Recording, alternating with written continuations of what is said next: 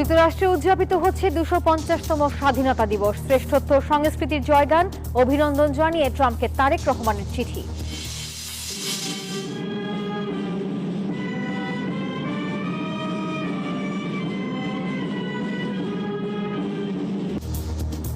খামেনির শেষ বিদায়ে শোকার্ত মানুষের ঢল, সমবেত শতাধিক দেশের কূটনীতিক। শোক পরিণত শক্তির বার্তায়।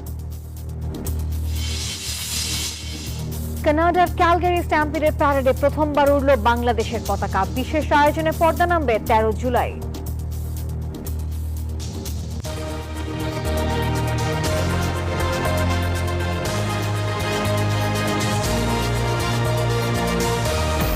স্বাগত জানাচ্ছি প্রবাসের সংবাদে। আর পুরো আয়োজনের সাথে আছি আমি নাফিসা হক। দেখছিলেন বিআরবি কেবলস সংবাদ শিরোনাম। ২.৫ শতাব্দীর ইতিহাস, উত্থান পতন আর অর্জনের মাইল ফলক স্পর্শ করেছে বিশ্বের সবচেয়ে ক্ষমতাধর দেশ যুক্তরাষ্ট্র। এই ঐতিহাসিক মুহূর্তের সূচনা করতে দক্ষিণ ডাকোটার মাউন্ট রাশমোরকে বেছে নেন প্রেসিডেন্ট ডোনাল্ড ট্রাম্প। দেশের ৪ দিকপাল প্রেসিডেন্টের ভাস্কর্যের নিচে দাঁড়িয়ে ট্রাম্প মার্কিন শ্রেষ্ঠত্ব এবং সংস্কৃতির জয়গান করেন। তবে ট্রাম্পের বক্তব্যের বিপরীতে সাম্প্রতিক একাধিক জনমত জরিপ বলছে দেশের বর্তমান অবস্থা এবং ভবিষ্যৎ নিয়ে অধিকাংশ মার্কিন নাগরিক নেতিবাচক মনোভাব পোষণ করছেন। বিভাজন আর বিতর্ককে পাশে সরিয়ে রেখে ২৫০ বছরের মার্কিন গৌরবকে নতুন করে জাগিয়ে তোলার প্রত্যয়ে শুরু হলো আমেরিকার ফ্রিডম ২৫০ উদযাপন। দক্ষিণ ডাকোটার মাউন্ট রাশমোরে আয়োজিত এ অনুষ্ঠানে ৩০টির বেশি বিমান উড্ডয়ন করা হয়, যার মধ্যে রয়েছে দেশটির ৩টি বোমারু বিমান, বি-2 স্পিরিট, বি-1 বিল ল্যান্সার এবং বি-52H স্ট্যাটফোর্টেজ। এ সময় যুক্তরাষ্ট্রের ২৫০তম প্রতিষ্ঠা বার্ষিকী উপলক্ষে ভাষণ দেন মার্কিন প্রেসিডেন্ট ডোনাল্ড ট্রাম্প। ভাষণে তিনি যুক্তরাষ্ট্রকে মানব ইতিহাসের সর্বশ্রেষ্ঠ জাতি হিসেবে আখ্যায়িত করেন। মহাপুরুষদের মতোই বিশাল, সাহসী, মহৎ এবং মহান একটি জাতি হিসেবে নিজেদের পুনরায় উৎসর্গ করছি এবং তা করা সহজ নয়, কিন্তু আমরা সবসময় তা করব। প্রায় ৩০ মিনিটের এই ভাষণে ট্রাম্প মার্কিন সংস্কৃতি ও ঐতিহ্য ধরে রাখার উপর জোর দেন। তবে আগামী নভেম্বরের মধ্যবর্তী নির্বাচনকে সামনে রেখে তার এই ভাষণ কেবল উৎসবের মধ্যেই সীমাবদ্ধ ছিল না, এতে ছিল রাজনৈতিক বার্তাও। এ সময় দেশ জুড়ে বাড়তে থাকা কট্টর বামপন্থী বা সমাজতান্ত্রিক মতাদর্শকে আমেরিকার জন্য সবচেয়ে বড় হুমকি হিসেবে আখ্যা দেন তিনি। ভাষণ শেষে মাউন্ট রাশমোরের আকাশে জ্বলে ওঠে হাজারো রঙের আতশবাজি। তীব্র তাপপ্রবাহ আর পরিবেশগত নানা উদ্বেগ উপেক্ষা করেই ৬ বছর পর এই ঐতিহাসিক স্থানে আতশবাজি প্রদর্শনীর অনুমতি দেয় ট্রাম্প প্রশাসন। চৈতি রয়, নিউজ 24। যুক্তরাষ্ট্রের স্বাধীনতার ২৫০ বছর পূর্তি উপলক্ষে মার্কিন প্রেসিডেন্ট ডোনাল্ড ট্রাম্প এবং দেশটির জনগণকে আন্তরিক অভিনন্দন জানিয়েছেন বাংলাদেশের প্রধানমন্ত্রী তারেক রহমান। শনিবার প্রেসিডেন্ট ট্রাম্পকে পাঠানো এক শুভেচ্ছা বার্তায় প্রধানমন্ত্রী বলেন, স্বাধীনতার এই গৌরবময় উদযাপন আমেরিকান স্বপ্ন, ত্যাগ, স্বাধীনতা, মূল্যবোধ, ঐতিহ্য এবং নৈতিকতার এক উজ্জ্বল প্রতীক। প্রধানমন্ত্রী তারেক রহমান আরও বলেন, বাংলাদেশ ও যুক্তরাষ্ট্রের দীর্ঘদিনের বন্ধুত্বপূর্ণ সম্পর্ক উভয় দেশের জনগণের কল্যাণে গুরুত্বপূর্ণ অবদান রেখে চলেছে। ইরানের প্রয়াত সর্বোচ্চ নেতা আয়াতুল্লাহ আলী খামেনির শেষ বিদায় অনুষ্ঠানে লাখ লাখ শোকাহত মানুষের ঢল নেমেছে। খোমেনি গ্র্যান্ড মুসল্লা মসজিদ রূপ নিয়েছে কোটি ইরানির শোক, শ্রদ্ধা আর ভালোবাসার মিলনস্থলে। সর্বোচ্চ নেতাকে হারালেও ইরানিদের বিশ্বাস ও প্রতিরোধের মনোভাবে সামান্যতম চির ধরেনি, বরং শোক রূপ নিয়েছে ঐক্য, প্রতিরোধ এবং নতুন সংকল্পের প্রতীকে।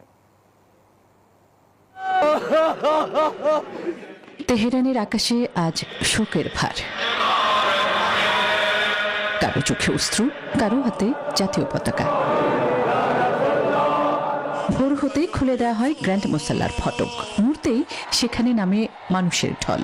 কফিনে এক ঝলক চোখ রাখতে ঘন্টার পর ঘন্টা অপেক্ষা লাখ লাখ মানুষের। কফিন হাতে আসতে কান্নায় ভেঙে পড়েন অনেকেই। খামেনির শেষ বিদায়ে শোক থাকলেও নেই পরাজয়ের ছায়া। শোক আর প্রতিরোধ যেন একই স্রোতে মিলেছে তেহরানের রাজপথে। শোককে আমরা শক্তিতে পরিণত করতে প্রস্তুত। আমাদের প্রতিটি অশ্রুবিন্দুই জাতির শক্তিতে রূপ নেবে। খামেনি হত্যাকাণ্ডের 4 মাস পর এই রাষ্ট্রীয় আয়োজন, একত্র গোটা দেশ। শোকের এই সমাবেশকে শুধু বিদায়ের অনুষ্ঠান নয়, জাতীয় ঐক্য ও প্রতিরোধের নতুন অঙ্গীকার হিসেবেই দেখা হচ্ছে। বিপুল জনসমাগম ঘিরে নজিরবিহীন নিরাপত্তার ব্যবস্থা করেছে ইরান সরকার। গুরুত্বপূর্ণ সড়কে যান চলাচল নিয়ন্ত্রণ করা হয়েছে, আকাশপথেও জারি রয়েছে কঠোর বিধিনিষেধ। মঙ্গলবার আয়াতুল্লাহ আলী খামেনির মরদেহ নেওয়া হবে কমে, পরদিন ইরাকের নাফাসে, আর 9 জুলাই মাশহাদে তাকে করা হবে দাফন। আসমাতুলি, নিউজ 24। আয়াতুল্লাহ আলী খামেনির শেষ বিদায় ঘিরে তেহরান এখন বৈশ্বিক কূটনৈতিক সমাবেশের নগরী। ইরানের প্রয়াত সর্বোচ্চ নেতার প্রতি শ্রদ্ধা নিবেদনে হাজির বাংলাদেশের জাতীয় সংসদের স্পিকার হাফিজউদ্দিন আহমদ সহ শতাধিক দেশের প্রতিনিধি, যাদের মধ্যে রয়েছেন পাকিস্তান এবং ভারতের প্রতিনিধিরাও। তবে অনুপস্থিত পশ্চিমা বিশ্ব এবং তাদের মিত্র দেশগুলো। যুদ্ধের ক্ষত এখনো শুকায়নি, তার মধ্যেই তেহরানে গ্র্যান্ড মোসল্লায় চলছে ইরানের প্রয়াত সর্বোচ্চ নেতা আয়াতুল্লাহ আলী খামেনির রাষ্ট্রীয় বিদায়ের আনুষ্ঠানিকতা। শোক, শ্রদ্ধা আর কূটনীতিকদের উপস্থিতিতে এই আয়োজন পরিণত হয়েছে আন্তর্জাতিক মনোযোগের কেন্দ্রে।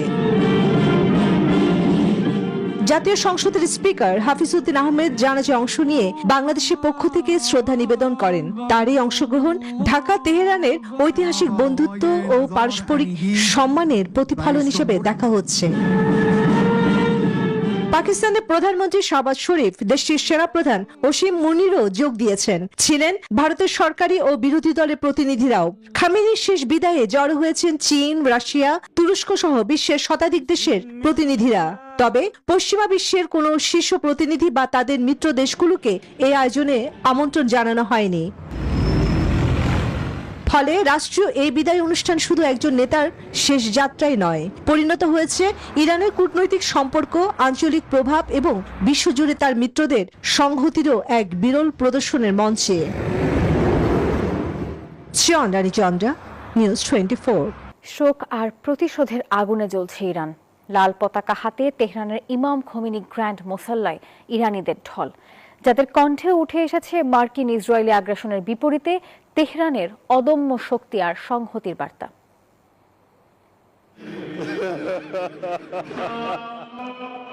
পৃথিবী থেকে ইসলামী বিপ্লবের দ্বিতীয় সর্বোচ্চ নেতা আয়াতুল্লাহ আলী খামেনিকে নিশ্চিহ্নের ষড়যন্ত্রে মেতেছিল যুক্তরাষ্ট্র ও ইসরায়েল। তবে আজ প্রশ্ন উঠছে, কতটা সফল দুই মিত্রশক্তি? খামেনিকে হত্যার পরও ইরানিদের স্বর দমাতে ব্যর্থ যুক্তরাষ্ট্রের প্রেসিডেন্ট ডোনাল্ড ট্রাম্প ও ইসরায়েলের প্রধানমন্ত্রী বেনিয়ামিন নেতানিয়াহু। মৃত্যুর 4 মাস পর সর্বোচ্চ নেতাকে শেষ বিদায় জানাতে তেহরানের ইমাম খোমেনি গ্র্যান্ড মোসল্লায় ঢল নেমেছে সাধারণ মানুষের। হামলার শঙ্কার মধ্যে আর্তনাদ ও প্রতিশোধের বার্তা। লাল পতাকা হাতে উপস্থিত লাখো ইরানি। এ শোক যাত্রায় আমেরিকার ধ্বংস হোক ও প্রতিশোধ প্রতিশোধ স্লোগান দিচ্ছেন তারা, সমবেত শতাধিক দেশের প্রতিনিধি। এর আগে ইরানে এত বিশাল জনসমুদ্র দেখা গেছে 1989 সালের 6 জুন ইসলামী বিপ্লবের প্রতিষ্ঠাতা আয়াতুল্লাহ রুহুল্লাহ খোমেনির জানাজায়, যেখানে প্রায় 1 কোটি মানুষের সমাগম হয়েছিল। সেখান থেকেই শুরু দীর্ঘ 36 বছর পশ্চিমাদের চোখ রাঙানি উপেক্ষা করে দাপটের সঙ্গে ইরানের সর্বোচ্চ ক্ষমতার কেন্দ্রে অটল ছিলেন খামেনি। খামেনির শেষ বিদায়ের আয়োজনে এই জনসমুদ্রে ভাটা পড়েছে যুক্তরাষ্ট্রের 250 বছর পূর্তির উদযাপন। আন্তর্জাতিক গণমাধ্যমের শিরোনামে পরিণত হয়েছে ইরান। ইরানের এমন জনস্রোত কি প্রমাণ করছে? অনেক গণমাধ্যমের খবরে উঠে এসেছে ইরান দেখাতে চাইছে নেতৃত্ব বদলালেও রাষ্ট্রের নীতি, অভ্যন্তরীণ ঐক্য এবং আঞ্চলিক প্রভাব এখনো অটুট। আফরিন মৌ, নিউজ 24। কানাডার ক্যালগারি স্টাম্পিড উৎসবে প্রথমবারের মতো প্রতিনিধিত্ব করছে Bangladesh. Bangladesh Canada association of ক্যালগারির উদ্যোগে বিপুল সংখ্যক প্রবাসী বাংলাদেশি দেশের ইতিহাস, ঐতিহ্য ও সংস্কৃতিকে ঢাকা বিশ্ববিদ্যালয়ের কার্জন হল, শহীদ মিনার, সাভারের জাতীয় স্মৃতিসৌধ এবং রয়্যাল বেঙ্গল টাইগারকে চারুকলা প্রদর্শনীর মধ্য দিয়ে তুলে ধরেন। এ সময় লাল সবুজের জাতীয় পতাকা বিশ্বের দরবারে লক্ষাধিক দর্শকের নজর কাড়ে। অ্যাসোসিয়েশন অফ ক্যালগারির আয়োজকরা জানান, দেশের নিজস্ব সংস্কৃতি বিশ্বের দরবারে তুলে ধরার পাশাপাশি নতুন প্রজন্মকে বিদেশি সংস্কৃতির সাথে একত্রীভূত করতেই এই উদ্যোগ।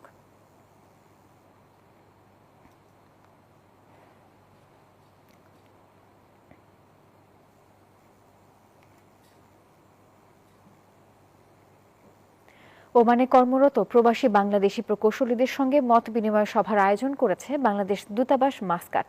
মাসকাটে বাংলাদেশ দূতাবাসের হলরুমে আয়োজিত সভায় সভাপতিত্ব করেন দূতাবাসের শ্রম মিনিস্টার মাহমুদুর রহমান।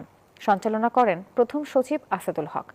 সভায় প্রকৌশলীদের পেশাগত অভিজ্ঞতা, দক্ষতা উন্নয়ন, কর্মক্ষেত্রের বিভিন্ন চ্যালেঞ্জ এবং বাংলাদেশ ওমানের উন্নয়ন সহযোগিতা আরও জোরদারের বিভিন্ন বিষয় নিয়ে আলোচনা হয়। উপস্থিত ছিলেন হেড অফ চ্যান্সেরি ও councillor Ataur Rahman, labour councillor major Rafiul Islam, passport ও ভিসা কাউন্সিলর মোহাম্মদ আনিসুর রহমান সহ ওমানে কর্মরত বাংলাদেশি প্রকৌশলী এবং গণমাধ্যম কর্মীরা।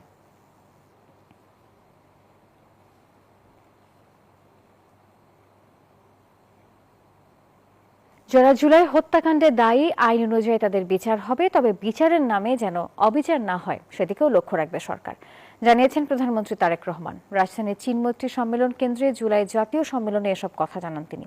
আর সেখানে বলেন, জাতিকে বিভক্ত করে সামনে এগিয়ে যাওয়া যায় না, দেশকে ঐক্যবদ্ধ রেখেই এগিয়ে যেতে চায় সরকার। ২৪-এর গণ অভ্যুত্থানে ইতিহাসে বাকবদল দেখেছে বাংলাদেশ। গদি ছাড়তে বাধ্য হয়েছে আওয়ামী লীগ সরকার। অভূতপূর্ব সেই ঘটনার ২ বছর পূর্তি।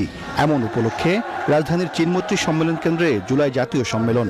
আয়োজক জুলাই ২৪ শহীদ পরিবার সোসাইটি। আয়োজনে প্রধান অতিথি হিসেবে যোগ দেন প্রধানমন্ত্রী তারেক রহমান। স্মরণ করেন জুলাই শহীদ ও আহতদের ত্যাগের কথা। যে মানুষটিকে, পরিবারের যে সদস্যটিকে আমরা হারিয়েছি, তার লক্ষ্য উদ্দেশ্য কি ছিল? তার লক্ষ্য উদ্দেশ্য ছিল এদেশের মানুষের ভাগ্যের পরিবর্তন। প্রধানমন্ত্রী বলেন, একটি সুন্দর বাংলাদেশ গড়াই সবার লক্ষ্য। ৫ই আগস্ট যে অর্জন আমরা করেছি, এই অর্জন কোনো একক ব্যক্তি, কোনো একক রাজনৈতিক দলের অর্জন নয়, বরং এই অর্জন দল মত নির্বিশেষে বাংলাদেশের প্রত্যেকটি গণতন্ত্রকামী, প্রত্যেকটি শান্তিপ্রিয় মানুষের এটি অর্জন। বিএনপি সরকার প্রতিশোধে বিশ্বাসী নয়। জুলাইয়ের হত্যাকারীদের আইন অনুযায়ী বিচার নিশ্চিত করা হবে। আপনাদের বিরুদ্ধে যে অন্যায় হয়েছে, যেভাবে আপনার আপনজনকে হত্যা করা হয়েছে, অবশ্যই তার জন্য যারা দায়ী তাদেরও বিচার হবে এই দেশের আইন অনুযায়ী। অবশ্যই আমাদেরকে খেয়াল রাখতে হবে যে আইন অনুযায়ী, আইনে যে সকল নিয়ম করা হচ্ছে সবগুলো বজায় রেখে, দরকার হলে আমরা একটু সময় নেব, কিন্তু যে অন্যায়কারী, যে হত্যাকারী, তার যাতে সঠিক বিচার হয়। প্রধানমন্ত্রী বলেন, জাতিকে ঐক্যবদ্ধ রেখে সামনে এগোতে চায় সরকার। আমরা চাই না জাতিকে দ্বিধা বিভক্ত করে সামনে এগিয়ে যেতে, কারণ জাতিকে বিভক্ত করে দেশকে কখনো সামনে নেওয়া যায় না। দেশকে সামনে একমাত্র তখনই নেওয়া সম্ভব যদি আমরা সমগ্র জাতিকে ঐক্যবদ্ধ করতে পারি। আজকে সময় এসেছে আমরা দেশকে কি দিতে পারি, আজকে সময় এসেছে আমরা দেশের জন্য কি করতে পারি। জুলাই শহীদ পরিবার ও আহতদের পাশে থাকবে বিএনপি সরকার, জানান প্রধানমন্ত্রী তারেক রহমান। আর কোন শক্তি আমাদেরকে এই লক্ষ্য অর্জন থেকে কোনোভাবেই আমাদেরকে বিচ্যুত করতে না পারে। সাইফুল ইসলাম, নিউজ 24, ঢাকা। আওয়ামী লীগকে বিচারের কাঠগড়ায় দাঁড়াতে হবে। দলটির বিচার শুরু হবে শিগগিরই, জানিয়েছেন স্বরাষ্ট্রমন্ত্রী সালাউদ্দিন আহমেদ। রাজধানীর চীনমৈত্রী সম্মেলন কেন্দ্রে জুলাই জাতীয় সম্মেলনে কথা বলেন তিনি। আর এদিকে গুম খুনের দায়ে শেখ হাসিনা এবং তার দোসরদের দ্রুত বিচার করার দাবি জানান জুলাই শহীদ পরিবারের সদস্য এবং আহতরা। 24 শহীদ পরিবারের সদস্য ও আহতদের নিয়ে রাজধানীর চিনমৈত্রী সম্মেলন কেন্দ্রে আয়োজন করা হয় জাতীয় সম্মেলনের। অংশ নেন 1 জুলাই শহীদ আবু সাইদের ভাই আবু হোসেন, শহীদ আব্দুল্লাহ বিন জাহিদের মা সহ অসংখ্য শহীদ পরিবারের সদস্য ও আহতরা। যাদের ডাকে আমার সন্তান মারা গেছে তারা তো আমার খোঁজ খবর নেয় নাই। তাদের আবেগঘন বক্তব্যে ভারী হয়ে ওঠে সম্মেলন কেন্দ্র। আমি এই হত্যার বিচার চাই। আমার ভাইয়ের রায় প্রকাশ করা হয়েছে, কিন্তু দ্রুত সময়ের মধ্যে আমি বাস্তবায়ন দেখতে চাই। পাখির মতো মানুষ গুলি করেছে, গুলি করেছে, প্রতিযোগিতা করে গুলি করেছে, কি দোষ করেছিল আমার সন্তানরা। প্রধানমন্ত্রীর কাছে আমি এতটুকু আবেদন করবো, আমাদের ছেলে মেয়ের যে কোনো একজনের বিচার হলে করে আপনারা দেখান। জুলাই শহীদ পরিবার ও আহতদের পুনর্বাসনের দাবিও উঠে আসে সম্মেলন থেকে। কেউ কেউ জানান নানান অভিযোগের কথা। আমরা যারা হাত পা হারাইছি তাদের এখনো আমাদের সরকারের পক্ষ থেকে তাদের হাত পায়ের কোনো ব্যবস্থা করে দেওয়া হয় নাই। কোটি কোটি টাকার মালিক হয়েছে, কিন্তু আমরা এখনো এই যে কেসের উপরে এখনো আছি। অনুষ্ঠানে মন্ত্রীরা জানান জুলাই শহীদ পরিবার ও আহতদের পাশে থাকবে সরকার। জুলাই অভ্যুত্থানকে স্বীকৃতি দেয়, স্মরণ করি এবং এই বিষয়ে আমরা এটাকে বিবেচনায় নিয়ে আপনাদের যারা সত্যিকারের জুলাই যোদ্ধা তাদেরকে আমরা সেখানে গেজেটভুক্ত করব। রাজনৈতিক দল হিসাবে আওয়ামী লীগের বিচার দাবি করেছি আমরা, আপনারা দাবি করেছেন, তদন্ত পরিচালিত হচ্ছে। ইনশাআল্লাহ খুব শিগগির রাজনৈতিক দল হিসেবে সেই রাজনৈতিক দলকে বিচারের কাঠগড়ায় নিয়ে যাওয়া হবে। যারা জুলাই চেতনার কথা বলে রাজনৈতিক ফায়দা নিতে চাইছে তাদের পরিণতি ভালো হবে না, হুঁশিয়ারি জানান স্বরাষ্ট্রমন্ত্রী। এই জুলাইয়ের চেতনা নিয়ে যেন আমরা কেউ ব্যবসা না করি। সাইফুল ইসলাম, নিউজ 24, ঢাকা। অনুপ্রেরণা দিয়ে অতিরিক্ত মানুষের চাপে কমছে রাজধানীর সবুজ অঞ্চল, বিপরীতে বাড়ছে কংক্রিটের আবরণ আর যন্ত্রের দৌরাত্ম্য। এসবের আড়ালে তাপমাত্রা বেড়ে চলেছে অস্বাভাবিক হারে। পরিবেশবিদরা বলছেন ঢাকা মেগা সিটি এখন এক আরবান হিট আইল্যান্ড, আর তাই ঢাকার প্রকৃতি হারিয়ে ফেলেছে তার স্বাভাবিক চরিত্র। শাহ আলী জয়ের প্রতিবেদন। বর্ষা এলে গ্রীষ্মের খরতাপ কমে, মেলে খানিকটা শীতল পরশ, কিন্তু এবার এমন পরশে ঘাটতি। ঢাকায় কয়েকদিন ধরেই স্বাভাবিকের তুলনায় তাপমাত্রা বেশি, 2 থেকে 6 ডিগ্রি সেলসিয়াস পর্যন্ত। বিশ্বের দ্বিতীয় জনবহুল এই শহরে কোনো এক জাদুর টানে সারা দেশ থেকে ছুটে আসে মানুষ। তাদের বাড়তি চাপে কমে সবুজের আচ্ছাদন, বাড়ে কনক্রিটের আবরণ, নগরের তাপমাত্রা। বাইরে তো কাজকর্ম আছে, ইনশাল্লাহ ভালো লাগে না, এই জন্য ঢাকায় চলে আসি। ঢাকায় আমার ভালো। গ্রামে মার্কেট পরিশ্রমটা করলে একটু ইনকামটা কম, আর ঢাকায় একটু পরিশ্রমটা করতে পারলে ইনকাম হয়। সবুজ প্রকৃতিকে বলা হয় শহরের ফুসফুস। বিশ্ব স্বাস্থ্য সংস্থা বলছে শহরে দরকার 15 থেকে 20% সবুজ এলাকা। ঢাকায় আছে মাত্র 4 থেকে 8% মতো। নাতিশীতোষ্ণ আবহাওয়া থেকে পরিবর্তিত হয়ে একটা মরুময় আবহাওয়ার দিকে আমরা চলে যাচ্ছি। আমাদের তাপমাত্রা বৃদ্ধি পাচ্ছে, আমাদের হিট ওয়েভের সংখ্যা, তীব্রতা এবং ডিউরেশন বৃদ্ধি পাচ্ছে। আগে হিট ওয়েভ 1 বছরে 1টি বা 2টি হতো, এখন 4-5টি হচ্ছে। ওয়ার্ল্ড আরবানাইজেশন প্রসপেক্টের তথ্য বলছে ঢাকায় জনসংখ্যা 3.5 কোটির উপরে। মানুষ বেশি, তাই যান্ত্রিক বাহনও বাড়তি। পিচ ঢালা পথ, অগণিত দালান কোঠা আর শীতাতপ নিয়ন্ত্রিত যন্ত্রেও সয়লাভ চারদিক। যেসবের আবডালে তাপমাত্রা বেড়ে চলেছে হু হু করে। রাজধানী ইন্ডাস্ট্রিয়াল প্রোন এরিয়া, সুতরাং বাতাসে দূষিত কণার পরিমাণ বেশি। একদম নিম্ন স্তরে এইরকম দূষিত কণার পরিমাণ বেশি থাকার কারণে তারাও তাপকে আটকে রাখে, স্থাপনা তাপকে আটকে রাখে। আবার ঘরের তাপমাত্রাকে ঠান্ডা করে বাইরে এয়ার কুলার, রেফ্রিজারেটর, এসি তারা তাপ ছেড়ে দেয়। আমরা এই শীতল থাকার জন্য যে ফ্যাক্টরগুলো কাজ করতে এতদিন ধরে সেগুলো আমরা কমিয়ে ফেলেছি, যেগুলো হিটওয়েভ তৈরি করে সেগুলো আমরা বৃদ্ধি করে ফেলেছি। পরিবেশবিদরা বলছেন বসবাসযোগ্য শহর চাইলে প্রাণের সঞ্চার ঘটাতে হবে এর প্রকৃতিতে, ঠেকাতে হবে রাজধানীমুখী মানুষের স্রোত। জাতিসংঘ প্রক্ষেপণ বলছে 2050 সাল নাগাদ ঢাকার জনসংখ্যা হবে কমপক্ষে 5 কোটি। অতিরিক্ত এই জনসংখ্যাকে জায়গা করে দিতে কেটে ফেলতে হবে গাছ, তৈরি হবে কনক্রিটের নতুন অরণ্য। পরিবেশবিদদের মতে শুধু বৈশ্বিক জলবায়ুর পরিবর্তনের প্রভাব কিংবা বৈশ্বিক উষ্ণায়নই নয়, মানুষের তৈরি এসব কারণেও তখন বেড়ে যাবে ঢাকার তাপমাত্রা। শাহ আলী জয়, নিউজ 24, ঢাকা। প্রবাসী সংবাদের এখনকার আয়োজনে পর্যন্ত ধন্যবাদ সবাইকে।